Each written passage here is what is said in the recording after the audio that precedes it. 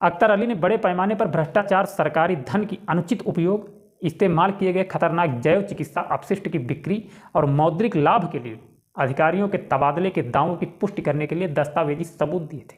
इसमें सार्वजनिक स्वास्थ्य और सुरक्षा के साथ साथ सार्वजनिक धन के दुरुपयोग पर ऐसी अवैध गतिविधियों के गंभीर प्रभाव का हवाला दिया गया था। 8-9 अगस्त को मेडिकल कॉलेज में लेडी डॉक्टर का शव मिलने के बाद से ही संदीप घोष के खिलाफ आरोप लगाए जा रहे थे। इस मामले में जूनियर डॉक्टर के भारी दबाव के बाद ममता सरकार ने उन्हें उनके पद से हटाते हुए जांच के आदेश दिए थे। इस केस की जांच अपने हाथ में लेने के बाद सीबीआई उनसे लगातार पूछताछ कर रही है। इस केस में उनकी संदिग्ध भूमिका की भी सीबीआई जांच कर रही है। सूत्रों के मुताबिक संदीप घोष से पूछा गया कि क्या उन्होंने मृतिका का पोस्टमार्टम आरजी मेडिकल कॉलेज में कराने पर जोर दिया था, क्या कहीं और इसकी अनुमति नहीं दी थी। सीबीआई ने आरजी मेडिकल कॉलेज पहुंचकर पूर्व प्रिंसिपल की कार की तलाशी ली थी। उनके ड्राइवर से भी पूछताछ की गई। फॉरेंसिक विशेषज्ञों ने उनकी कार की गतिविधियों का विवरण जानने के लिए उसकी जांच की थी। अब बात कर लेते हैं डॉक्टर संदीप घोष से सीबीआई की पूछताछ जिन सवालों के इर्द गिर्द घूम रही है, तो आपको हम बताते हैं। वो सवाल कुछ इस तरीके से हैं। सवाल नंबर 1, आपको अपने अस्पताल में किसी डॉक्टर की हत्या होने की जानकारी कब और किससे मिली थी। सवाल नंबर 2 की बात करते हैं, तो जब आपको पता चला कि आपके अस्पताल में एक महिला डॉक्टर की हत्या हुई है तो आपने क्या किया। सवाल नंबर 3, आपको जब महिला डॉक्टर की मौत के बारे में बताया गया था उसके बाद आप कहाँ गए और क्यों गायब हो गए। सवाल नंबर 4 जो पूछा गया, क्या आपने यह जानने की कोशिश की थी कि पीड़िता में जान बची है या नहीं है। सवाल नंबर 5 जो किया गया वो कुछ इस तरीके से था, जब मौत आपके अपने अस्पताल परिसर में हुई तो आपने तुरंत एफआईआर दर्ज क्यों नहीं कराई। अब बात कर लेते हैं सवाल नंबर 6 की। सवाल नंबर 6 कुछ इस तरीके से था, आप क्राइम सीन की रक्षा का प्रोटोकॉल जानते हैं, आपने इसके लिए कोई उपाय क्यों नहीं किया। सवाल नंबर 7, मौत की खबर मिलने के बाद आपने किस किस से बात की थी। सवाल नंबर 8 था, आपको आरोपी संजय राय के बारे में कैसे पता चला। सवाल नंबर 9, क्या आप संजय राय से कभी मिले या फ़ोन पर बात की है। सवाल नंबर 10 था, जब अस्पताल में हत्या हुई तो आपने क्राइम सीन के पास रिनोवेशन की अनुमति क्यों दी। बस इन्हीं सवालों के इर्द गिर्द सीबीआई घूम रही है। इससे पहले सुप्रीम कोर्ट ने भी संदीप घोष की कार्यशैली पर सवाल उठाए थे और अस्पताल प्रशासन से लेकर सरकार तक फटकार लगाई थी। उन पर लावारिस लाशों का सौदा, बायोमेडिकल कचरे की बिक्री, नियुक्तियों में अनियमितता की कमीशन, रिश्वतखोरी के आरोप लगे हैं। यहाँ तक आरोप है कि संदीप घोष कई अनैतिक गतिविधियों में भी शामिल थे, जैसे छात्रों को जानबूझकर फेल करना, इसके बाद उन्हें पास कराने के नाम पर पैसे लिए जाना। मेडिकल कॉलेज के पूर्व उपाधीक्षक अख्तर अली ने यह भी दावा किया कि महिला डॉक्टर से हुई दरिंदगी का मुख्य आरोपी संजय राय संदीप घोष की सुरक्षा में शामिल था। वो उनके बाउंसर के रूप में काम करता था। यानी आरोपी संजय और संदीप घोष के बीच सीधे लिंक होने के आरोप लगने से ये पूरा का पूरा मामला गहराता जा रहा है। अख्तर अली ने एक इंटरव्यू में कहा था, इस केस में दरिंदगी के बाद जब मैंने आरोपी संजय राय की तस्वीर देखी तो याद आया कि यह शख्स संदीप घोष के 4 बाउंसरों में शामिल था। मैंने इसे संदीप घोष के साथ देखा है। जब मैं वहाँ कार्यरत था तो सेमिनार रूम में नर्सिंग स्टाफ के पास रात में किसी को भी जाने की इजाज़त नहीं होती थी। हर पॉइंट पर सुरक्षा होती थी, सीसीटीवी कैमरे लगे होते थे। कोलकाता कांड में आज जबरदस्त हलचल है। एक और मुख्य आरोपी संजय राय का पॉलीग्राफ टेस्ट हुआ है। सीबीआई की टीम और एक्सपर्ट ने प्रेसिडेंट जेल में झूठ पकड़ने वाली मशीन से उसका सामना करवाया।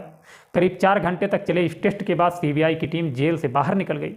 वहीं दूसरी ओर दरिंदगी वाले अस्पताल में करप्शन को लेकर ताबड़तोड़ छापेमारी हो रही है। सीबीआई टीम पूर्व प्रिंसिपल संदीप घोष के घर भी तलाशी ली है। करीब 6 घंटे की रेड के बाद एक टीम तो चली गई, लेकिन दूसरी टीम अब भी उनके घर पर मौजूद है। आरजी मेडिकल कॉलेज और अस्पताल में संदीप घोष की टीम में रहे देवाशीष सोम और संजय वशिष्ठ के घर पर भी छापेमारी हुई। सीबीआई ने 15 ठिकानों को खंगाला। सीबीआई ने आज सुबह 6 बजे से ही संदीप के घोष पर दस्तक दे दी। 1.5 घंटे इंतजार के बाद दरवाज़ा खोला गया। उनके साथ 2 सीनियर डॉक्टरों के घर पे भी छापा मारा गया।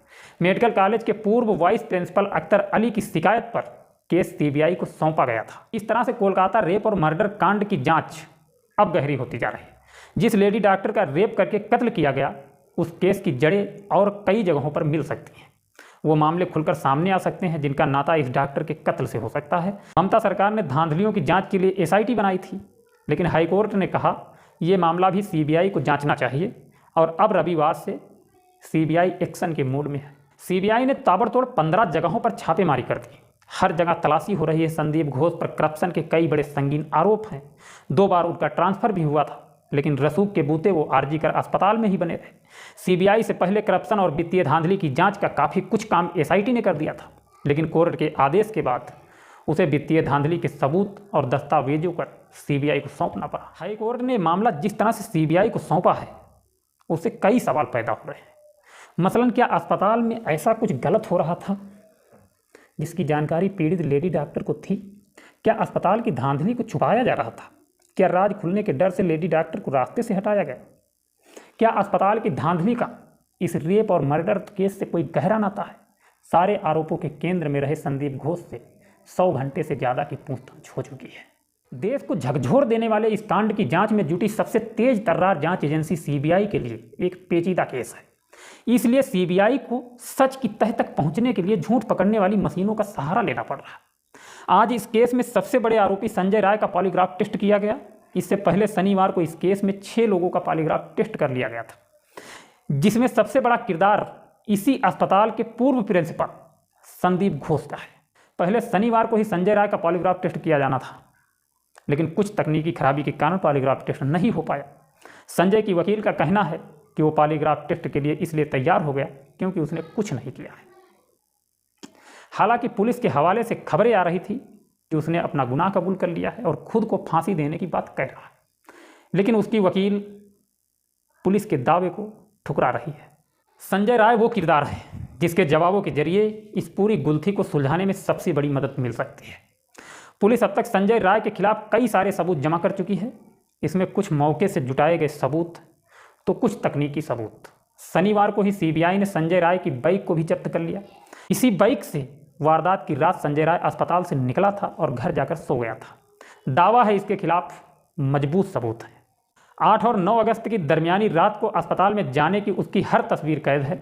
सीसीटीवी ने उसकी हर हरकत को कैद कर लिया था। तीसरी मंजिल पर भी उसकी मौजूदगी वारदात के वक्त ही दिखी थी। रात 3 बजे के बाद वो अस्पताल से निकलते हुए भी कैमरे में कैद हुआ था। उसके खिलाफ सबसे बड़ा सबूत पुलिस के पास मौजूद उसका ब्लूटूथ है, जो कि पीड़ित लेडी डॉक्टर की डेड बॉडी के पास मिला था। साबित होता है कि वो वहाँ मौजूद था। खैर, इस घटना से हम लेना चाहेंगे जान। मिलेंगे नेक्स्ट वीडियो में। अपना ख्याल रखना, अपने परिवार का ख्याल रखना। जय हिंद, जय भारत।